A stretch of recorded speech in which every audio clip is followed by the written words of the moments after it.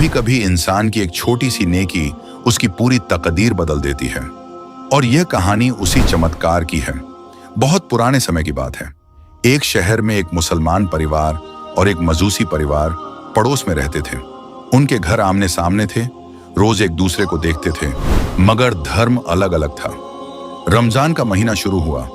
एक दिन मजूसी आदमी ने देखा कि उसका छोटा बेटा गली में खड़े होकर खुलेआम कुछ खा रहा है। वह ठिठक गया। उसके चेहरे पर गुस्सा नहीं बल्कि एक गहरी जिम्मेदारी का भाव था। वह तेजी से आगे बढ़ा, बेटे को रोका और हल्का सा थप्पड़ मारकर अंदर ले गया। बेटा रोते रोते बोला, अब्बा, हम तो मुसलमान नहीं हैं, फिर आप मुझे क्यों डांट रहे हैं? बाप की आंखों में नरमी आ गई। बेटा, हम मुसलमान नहीं हैं, यह सच है, लेकिन हमारे पड़ोसी रोजा रख रहे हैं। वे पूरे दिन भूखे प्यासे रहते हैं। क्या हमें इतना भी एहसास नहीं होना चाहिए कि उनके सामने खाना न खाएं? दूसरों के पवित्र महीने का सम्मान करना इंसानियत है। धर्म अलग हो सकता है, लेकिन अदब और इज्जत सबके लिए एक जैसी होनी चाहिए। वक्त बीत गया।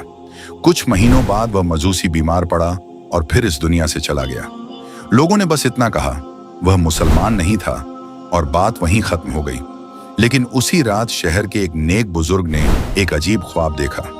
उन्होंने देखा कि वही आदमी रोशन चेहरे के साथ जन्नत के बागों में चल रहा है। उसके चेहरे पर सुकून था, जैसे किसी ने उसे अनमोल इनाम दे दिया हो। बुजुर्ग ने हैरानी से पूछा, तुम तो आग की पूजा करते थे, फिर यह मुकाम कैसे मिला? वह आदमी मुस्कुराया। उसकी आवाज में शुक्र और विनम्रता थी। मैं सच में ईमान वाला नहीं था, लेकिन जब मेरी मौत का वक्त आया तो अल्लाह को मेरा रमजान का सम्मान करना इतना पसंद आया कि उसने मुझे आखिरी लम्हों में कलमा पढ़ने की तौफीक दे दी। उसने मेरे उस छोटे से अदब को कबूल कर लिया और मुझे ईमान के साथ उठा लिया।